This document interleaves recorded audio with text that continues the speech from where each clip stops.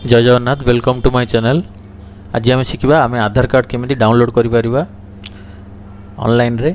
से आम Google Chrome को जीवा पड़ो। गूगल क्रोम रो सर्च बार आम टाइप करवा UIDAI।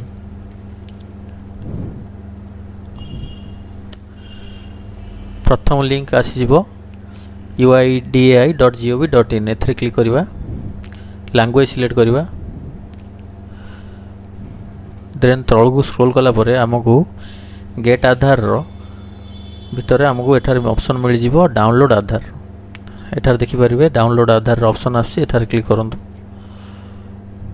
एठार आपण आधार नंबर दे डाउनलोड करि परिबे, नहले एनरोलमेंट आईडी नंबर दे डाउनलोड करि परिबे।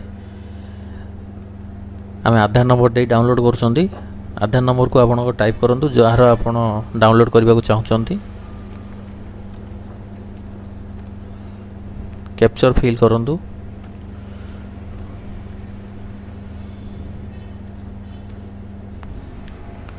सेंड ओटीपी रे क्लिक करंतु।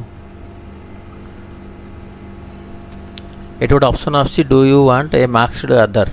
जदि आपण एठे क्लिक करिकि डाउनलोड करछंती तो आपण को लास्ट आधार कार्ड रो लास्ट 4टा नंबर ही शो करिवो, बाकी सब हाइड हो जिवो। तो आमको जेहेतु पूरा जदि दरकार होची ताहले आमे नॉर्मली एटा को छाड़ी की डाउनलोड करवा। एंटर ओटीपी रे आपण रजिस्टर मोबाइल नंबर को गोटे ओटीपी जाइथिबो, से ओटीपी को एंटर करंतु।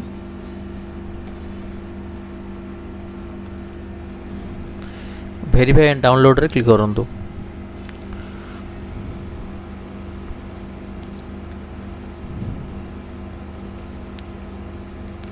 हमर एटा आधार कार्ड डाउनलोड सक्सेसफुली हो जाइए।